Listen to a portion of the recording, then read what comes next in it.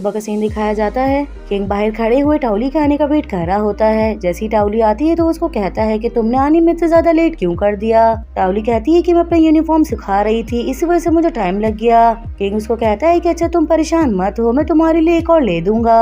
लेकिन टाउली उसको मना कर देती है और कहती है कि डैड ने मुझे पैसे दे दिए थे जिसकी वजह से मैं एक और खरीद चुकी हूँ। ये सुन के किंग कहता है कि चलो कोई बात नहीं, अगर तुम्हें कोई और चीज चाहिए हो तो तुम मुझे बता देना। टाउली कहती है कि फिलहाल तो मुझे कुछ भी नहीं चाहिए, मगर उस एक्सीडेंट की वजह से मेरी सारी बुक्स खराब हो गई हैं, तो क्या थोड़े टाइम के लिए तुम मुझे अपनी बुक्स दे दोगे। ये सुन के किंग फौरन मान जाता है और कहता है कि तुम जब चाहो मेरी बुक्स ले सकती हो। फिर वहीं हमें स्कूल का सीन दिखाया जाता है। टाउली जैसी क्लास के अंदर आती है तो टैन से टकरा जाती है और टैन उसको सॉरी बोले बगैर ही क्लास से चला जाता है। अंदर आने के बाद टाउली देखती है कि उसकी डेस्क के ऊपर काफी सारी बुक्स रखी हुई हैं। जब वो बुक्स उठा के देखती है तो वो सारी बुक्स टैन की होती हैं। देख के टाउली काफी ज्यादा खुश हो जाती है और फौरन अपने दोस्तों के पास आती है और उनको सब बताती है। उसकी दोस्तें कहती हैं कि उसका IQ वैसे भी 200 है तो उसको बुक्स की जरूरत बिल्कुल भी नहीं पड़ेगी। ये कि मैं तुम लोगों को कहती थी ना कि वो भले ऊपर से जैसा भी हो लेकिन अंदर से काफी ज्यादा काइंड है।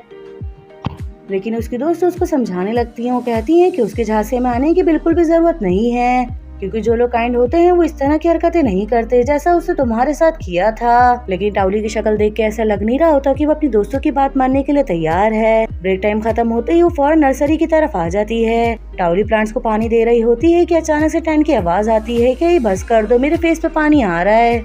टैन उठ के बैठता है तो टाउली उसको देख के सॉरी बोलने जा ही रही होती है। फिर कहती है कि तुम ये सब कुछ डिजर्व करते। ये सुन के टैन खड़ा हो जाता है और वहाँ से जाने लग जाता है। तो टाउली उसको कहती है कि तुमने जो मुझे अपनी बुक्स दी हैं उसके लिए thank you so much. Tan उसको कोई रिप्लाई नहीं करता और वहाँ से जाने लगता है। फिर अचानक से रुकता है और उससे पूछता है कि तुम्हारे घर का क्या, तुम अभी कहाँ पर रह रही हो। इस पर टाउली उसको बताती है कि मैं अपनी आंटी डाउ के घर पे रह रही हूँ और बहुत खुश होकर उससे पूछती है कि तुम मुझसे क्यों पूछ रहे हो, क्या तुम मेरे घर पर आओगे। लेकिन टैन उसको कोई रिप्लाई नहीं करता तो टाउली खुद से उसको लोकेशन समझाने लगती है। टैन लोकेशन सुनने के बाद वहाँ से जाने लग जाता है। तो टाउली उसको आवाज देके कहती है कि अगर तुम्हें जब मिलने आना हो तो मुझे बता देना, क्योंकि हम उनके घर पे ज्यादा टाइम तक नहीं रुकेंगे। फिर वहीं हमें घर का सीन दिखाया जाता है। ये लोग सब बैठ के लंच कर रहे होते हैं कि अचानक से गेट बजता है। डैड कहते हैं कि तुम लोग खाओ, मैं जाके देखता हूँ। डैड उठ के जाते हैं और जाके गेट ऑन करते हैं। गेट खोलते ही वो अपने दोस्त को देख के बॉम्ब करके चिल्लाते हैं, जिसकी वजह से आंटी और टाउली डर जाती हैं। और वहीं डैड जल्दी से अपने दोस्त के गले लग जाते हैं और उनसे मिलके बहुत ज्यादा खुश होते हैं। फिर वहीं हमें थोड़ी देर बाद का सीन दिखाया जाता है। ये लोग अपना सामान पैक करके अंकल बॉम्ब के साथ जाने लगते हैं। आंटी कहती है कि मुझे इस बात की बहुत खुशी है कि तुम्हारे पास इतना अच्छा दोस्त है, लेकिन जब भी तुम्हें मेरी जरूरत पड़े तो तुम मुझसे मिलने के लिए आ जाना। साथ ही वो टाउली को कहती है कि ये ब्रा भी तुम्हें अपने साथ लेके जानी चाहिए, एक दिन तुम्हें इसकी जरूरत पड़ेगी। ये कहते हुए वो उनका सामान उनको दे देती हैं।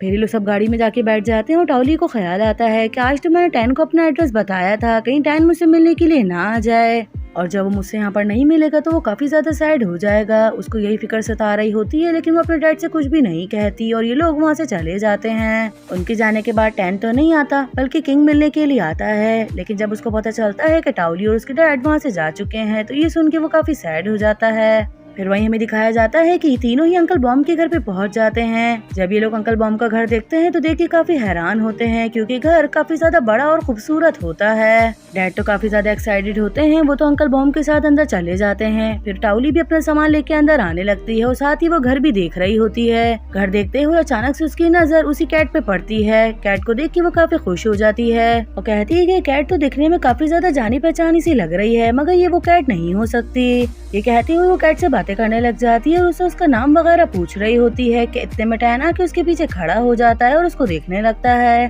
थोड़ी देर देखने के बाद टैन उसको कहता है कि तुम फिर से बिल्लियों से बातें करने लग गई। ये सुनते ही टाउली फौरन पीछे पलटती है और टैन को देखते ही एकदम डर जाती है और गिरने लगती है, लेकिन टैन उसको पकड़ लेता है। टाउली बहुत हैरानी से टैन को देख रही होती है, फिर सीधा होकर खड़ी होती है और उससे पूछती है कि तुम यहाँ पर कैसे आए, कि आंटी डाउ ने तुम्हें यहाँ की लोकेशन बताई है। टैन कुछ बोले इतने में अंकल बॉम्ब की वाइफ आ जाती है। वो टाउली को देख के बहुत ज्यादा खुश होती है। वो उसको कह रही होती है कि अब तो तुम कितनी ज्यादा बड़ी हो गई हो, लेकिन अभी भी काफी ज्यादा क्यूट हो। अगर मेरे हस्बैंड तुम लोगों को मीडिया पे नहीं देखते तो हम तो तुम्हें ढूंढ ही नहीं पाते। तुम नहीं जानती कि मैंने तुम्हें कितना ज्यादा मिस किया। टैन इन लोगों की बातें सुन के बोर हो रहा होता है और वहाँ से जाने लग जाता है। तो वो टैन का हाथ पकड़ती है और उसको कहती हैं कि एक काम करो, जाके अपने डैड और मिस्टर हैन को बुला कर लेकर आओ ताकि हम साथ डिनर कर सकें।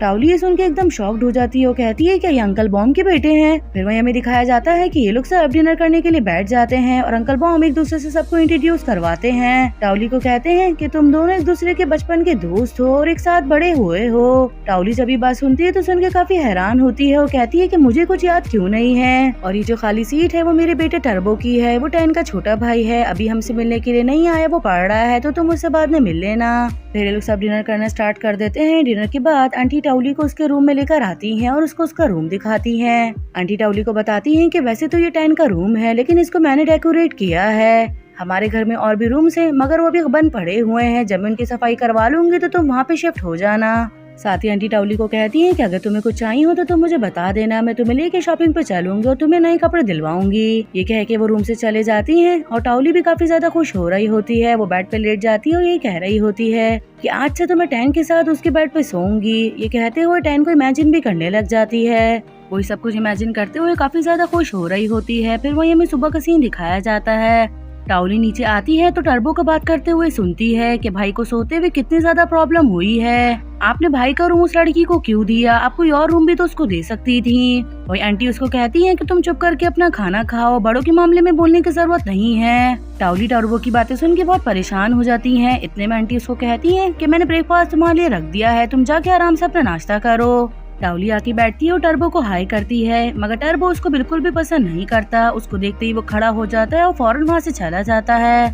फिर टाउली अपना ब्रेकफास्ट करने लग जाती है कि इतने में टैन आता है तो टाउली उसको हाई करने लग जाती है। टैन भी एक टोस्ट उठा के वहाँ से जाने लग जाता है तो मॉम उसको कहती है कि तुम पहले बैठ के ब्रेकफास्ट कर लो, लेकिन वो मॉम को मना कर देता है। वो कहता है कि ये टोस्ट ही काफी है। ये कह के जाने लगता है तो मॉम उसको आवाज देने लगती हैं और कहती हैं कि एटलीस्ट टाउली के ब्रेकफास्ट करने तक रुक जाओ, उसको अपने साथ लेकर जाना। वो यहाँ पर नहीं है, उसको रास्ते का नहीं पता। जिस पर टाउली कहती है कि नहीं मैं रास्ता जानती हूँ, मैं खुद चली जाऊंगी। मॉम उसको भी आंखें दिखाती हैं और कहती हैं कि मैं जानती हूँ कि तुम्हें रास्तों का नहीं पता।